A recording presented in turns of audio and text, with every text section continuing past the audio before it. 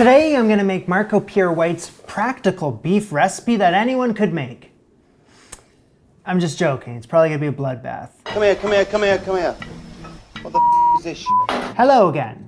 Welcome back to my home, everybody. It's great to have you here. It's your home for this next little bit too.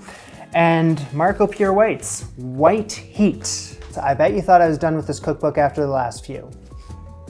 Any sane person would be, probably. But I'm still standing here. I got the book in my hand, solemn look on my face. This isn't an empty threat, this is happening. So let's all turn to the page, Food of the Gods.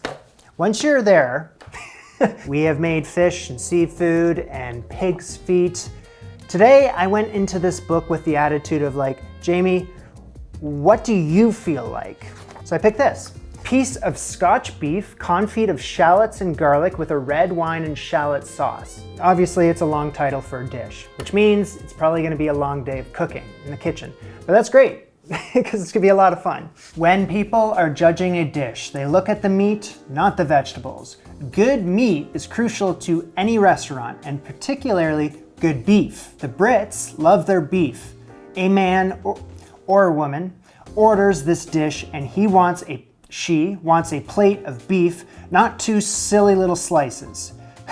It's a great dish with great flavor. Now we've learned that these recipes kind of turn into marathons of cooking, and you could be deceived because you're looking at the recipe here and you're like, well, that's not that many words. But then you start looking at the fine print. See page 122. Again. All those C pages really just add up. And then you're like, oh boy. Let's get to work. Hello, we gotta go back in time. It's the day before, and I gotta make my red wine and shallot sauce. So I need a shallot of shallots. 10 of them to be precise. Whether you're the type of person that calls them shallots or shallots, you're all welcome over here. Let's quickly peel 10 of them. When you're chopping these up, he doesn't specify like what the shallot should look like. It's gonna end up in our finished sauce, so I'm gonna cut it up fairly finely.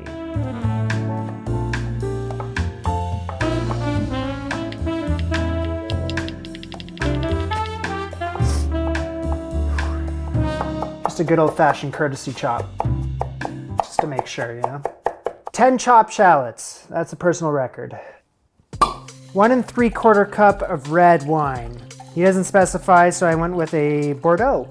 Okay, in with the red wine, I'm gonna add in a sprig of thyme, 3 tablespoons of red wine vinegar, and 3 tablespoons of port wine. 1 bay leaf. Better make it 2. No way in hell I'll be driving home tonight, I promise you that. Also, a lot of people have expressed their frustrations with me and always doubling up the bay leaves in everything that I do. Fair. But also, I have made my bay leaf tea before. I understand the flavors of it, so I know what's going on. I'm not gonna be able to pick it up in this red wine, I promise you that. So if I add 1, 2, 3, 4, 5, I'm just not gonna be able to really know it's there. And if I do, it's still gonna be very subtle. So everyone can just take a breath. Live, love, laugh. Live, laugh, love. Whatever the expression is. And now the shallots. Could have gone in first, but here we are. Give this a mix. All right, I'm gonna cover that up. Okay, so that needs to hang out in there overnight. It needs to infuse. And I'll see you tomorrow. Back to present day. Some wine infusion up to a boil. Once that's been reduced down by 2/3, I gotta remove the sprig of thyme and the bay leaves. You gotta go fishing for them. There's the 2 bay leaves. No, last night I got home safe. And now I gotta add in 6 cups of chicken stock, 1.25 cups of veal stock, 1.25 cups. Bring that back up to a boil, and I gotta reduce it down by half. So it's there, it needs to be down to there. I'm gonna pause the sauce for now, so I'm gonna keep it off the heat, with the lid on, out of sight. I was looking for you. You know what? We're gonna thank this episode's sponsor, Made In. Now, Made In designs professional quality products for the home cook. Their kitchenware is used in multiple 3 Michelin star restaurants, My Kitchen, and in over 2,000 other top-rated restaurants and hotel groups across America, with over 100,000 5-star reviews from both press and customers. And me. Enter restaurant quality cooking into your home with this carbon steel griddle and the press. So this may be the most versatile thing in the kitchen. Yeah, it goes on the stove like so. This is gas, but if you have electric, induction, and my favorite thing is the space you have to move around and cook with. For my cooking needs, it's impossible to crowd the pan. Just look at the real estate I have. Last week I was making English muffins. This week, smash burgers! Hulk smash! That's pre-seasoned and naturally non-stick, and I just feel like I'm in a professional kitchen when I'm using this thing. Pick up your own carbon steel griddle today and use the link in my description to save on your order. Thank you, Made In. And now we've moved on to the see page 122 part of this recipe, the garnishes. There's 4 different ones, and if you just take a good hard look at this photo here, on top of the beef was an unripe avocado. No, it's creamed parsley. It's a quenelle of it. And then surrounding the beef, we have a confit of garlic, confit of shallots, and then a fricassee of mushrooms. So what do you want to start with? Let's go with the cream parsley. So we shall need a hell of a lot of parsley. This is how I keep it fresh, PS. Is the bag I bought it in is covering it, and then tightened with an elastic.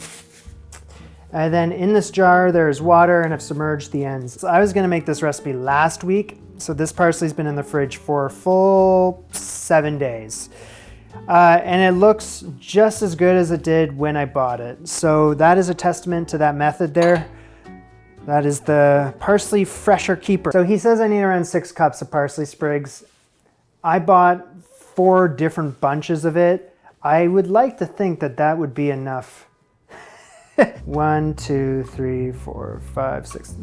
Most certainly. In a large pot of water, I'm going to salt it, bring it up to a boil, submerge the parsley, and I'm going to continue to boil for 3 to 4-ish minutes. While the parsley is still hot, squeeze the remaining liquid out of them. Oh, use rubber gloves to cope with the heat. It is important to do this while the vegetables are hot to retain as much color and flavor as possible.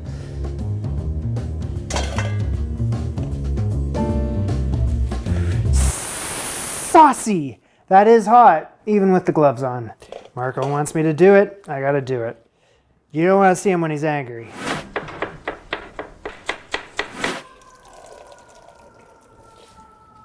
Just when you think you're done, a little more squeezes out of the parsley.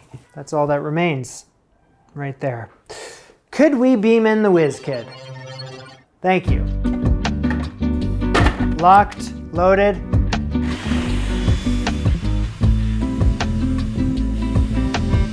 Stream in 6 tablespoons of heavy cream while this sucker's running.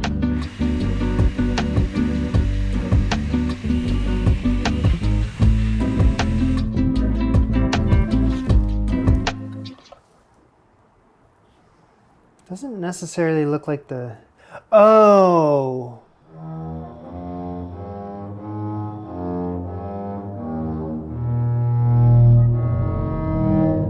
Okay, so I gotta immediately wrap this up in plastic wrap to stop it from oxidizing.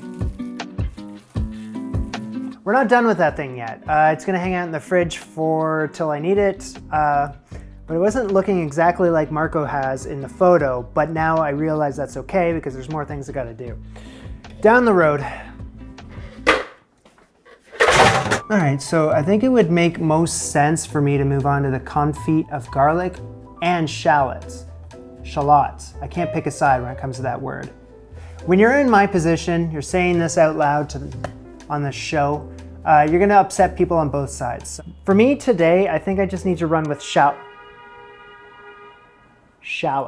That's what I'm going with today. So sorry to anyone that's on the other side of the fence.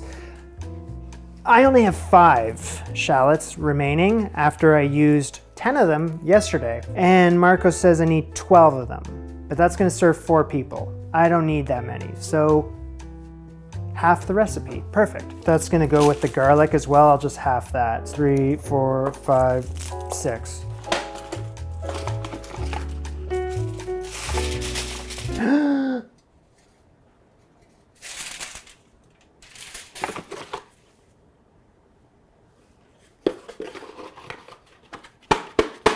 No more foil. So I needed enough foil for both of these, but I think I need to combine forces. A couple sprigs of thyme. I need to practice safe bay leafing right now.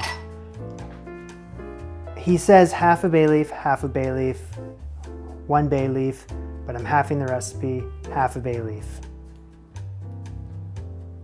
I'm just gonna add a full bay leaf, just as a large piece of butter. Well, that's fairly general, a large piece of butter. What's he talking here? Like this whole thing, or just like that? Is that a large piece of butter, or is this a large piece of butter?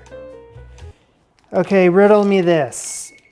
Oven's been preset to 425 degrees Fahrenheit. Is it this? Is it this? Is it all of it? What's a large piece of butter in Marco's mind? I have to believe it would be like that. So I'm gonna split that in two. One for the garlic, one for the shallots. And a large pinch of salt. Confit as a cooking term describes when food is cooked in grease, oil or sugar water, syrup, at a lower temperature, as opposed to deep frying. And then wrap it up somehow. Wish I had more foil. Used it all up for the pig's feet. So keeping in mind that I'm gonna have to poach these things, they're gonna be submerged in water. So now this has officially been triple foiled.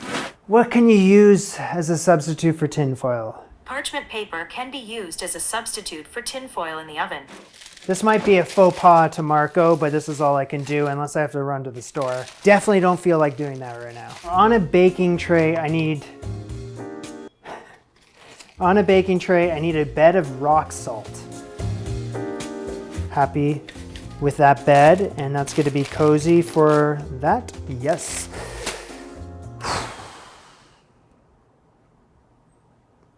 Okay, that needs to be in the oven first so that it's piping hot before I add the little thing here.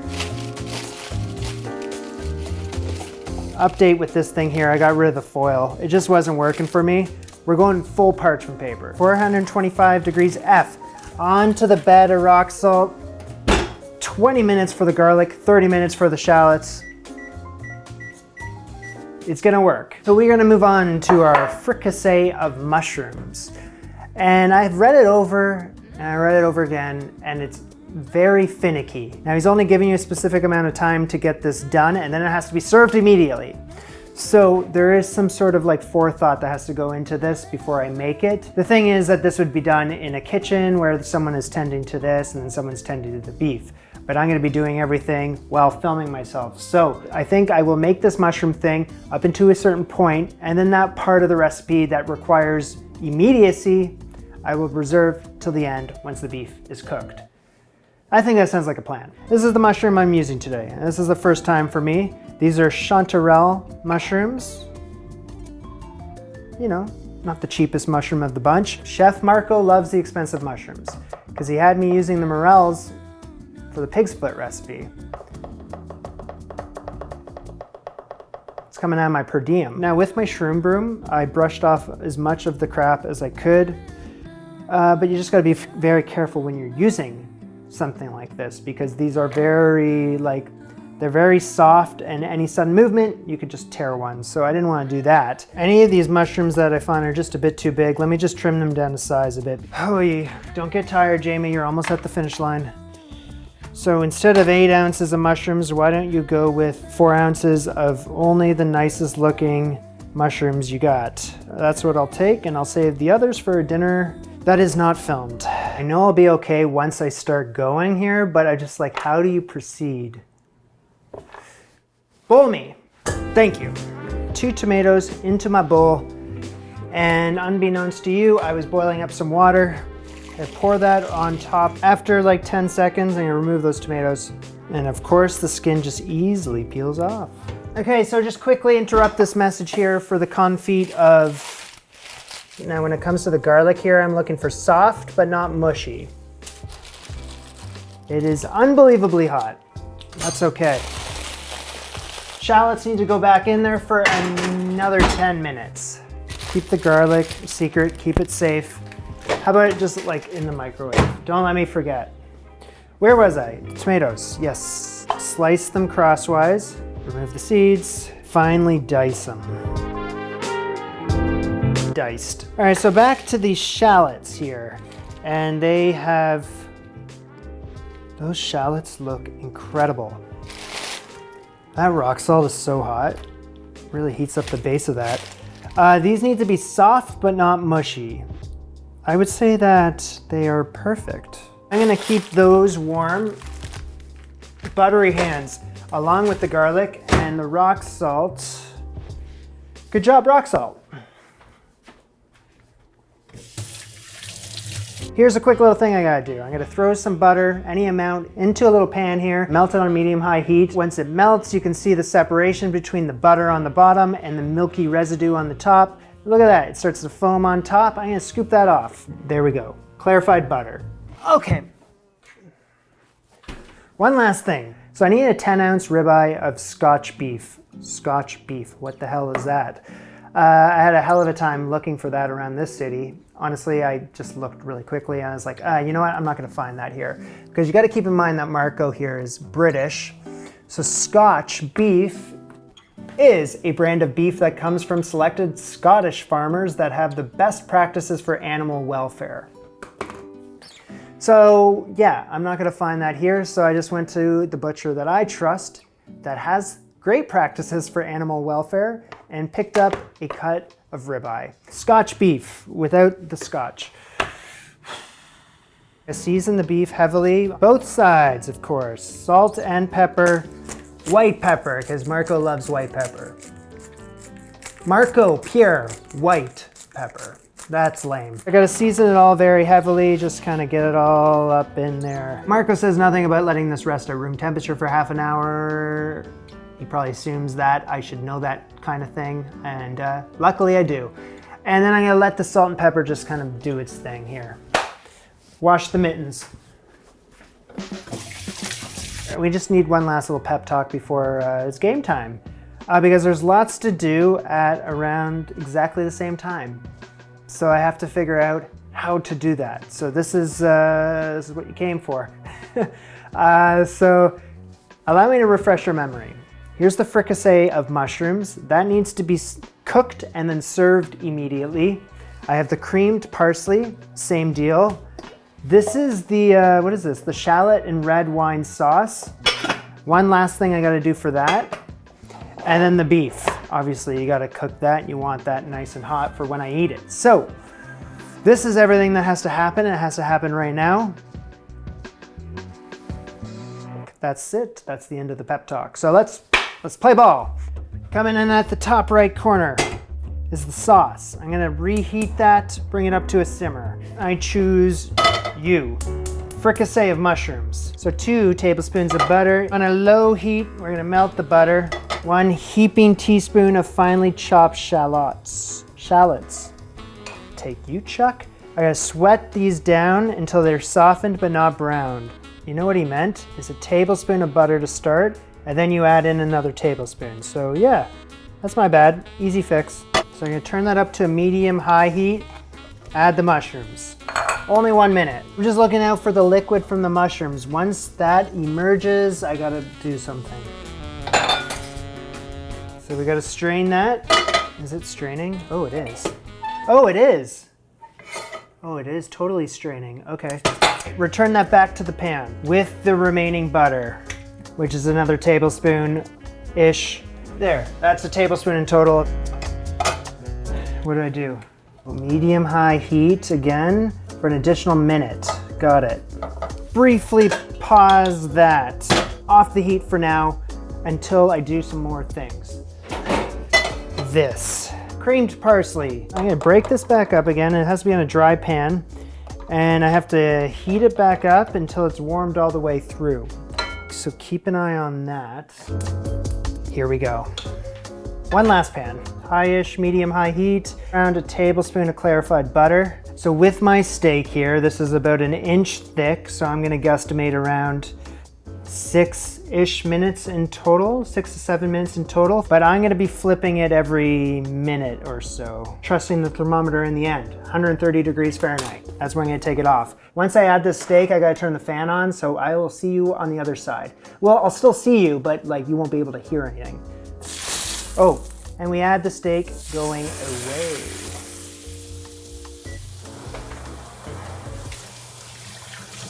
I should mention that I added the steak once I started seeing the butter almost start to smoke, and I have this on a high heat. Back to the fan. Woo! Yeah! Don't forget to baste.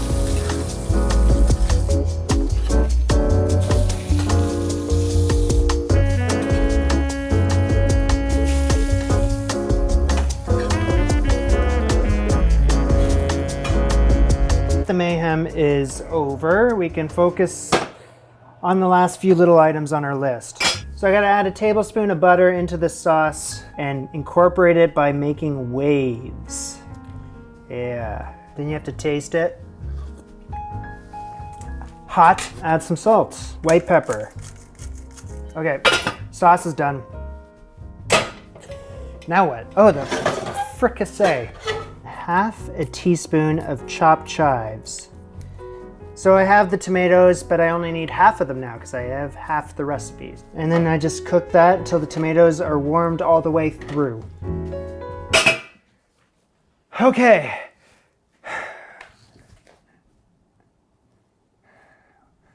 Why am I out of breath? Usually when I cook a steak, I tent it afterward with some foil, but I ran out of foil for some reason today. So I've been keeping it warm under this bowl. Now the most stressful thing for me to do on the show is cook beef. I don't cook it enough, and it's just like a lot of pressure when you're filming yourself because there's gonna be a lot of meat bros that look at that thing and go, it's overcooked. Cut this into 12 slices. Here we go. Oh, yes. I don't know how Marco feels about the fat, so I'll just kind of... So let's do flipperoo here. Place the slices of this beef like in a fan. Okay, that has been moderately fanned. Confit. Don't pronounce the T, Jamie. Not now. Hope everyone's okay, of course. First, let's start with the shallots. I just gotta top and tail them. And then, oops, gotta switch the page. So shallots on one side of the plate, and then he has no skin on his. Why am I keeping that skin on? He says to keep the skin on, but I'm looking at the photo, there's definitely no skin on those. So off it goes. Kind of like lump the shallots together, lump the garlic together. The fricassee goes around the remaining edges. Spoon the sauce over the meat and around the plate. I would like just some of the sauce without the shallots at this point. Thank you. Last thing I gotta do here is add a little more, just a different kind of color. So I gotta make this quenelle of this cream spinach. The texture looks different than what I'm looking at in the book, but these are my results. So, and that just goes like so. So on top. Well, I think that's it. Order up!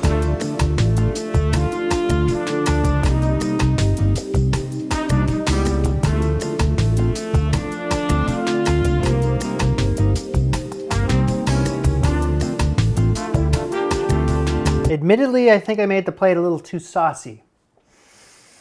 But I'm a saucy guy, what can I say? A nicely cooked steak surrounded by all these other things. They're great things, but there's just so much of them. And I feel like Marco's style may be more is more. It's like less refined, more.